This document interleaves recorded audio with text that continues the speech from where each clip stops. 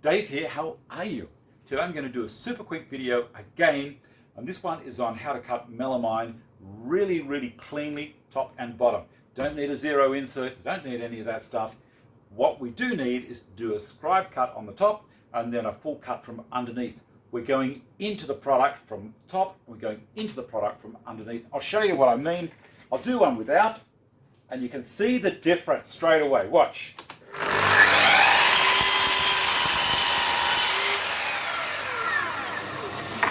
Okay, see all the chipping?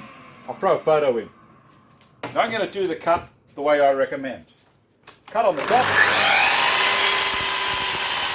Drop, bring it forward. Then the cut. You tell me. That's the one I just did. That's the one I did before. See it? This is the one I did before. This is the one I just did then. Top, bottom, perfect. Top was good on that one. Bottom, rubbish.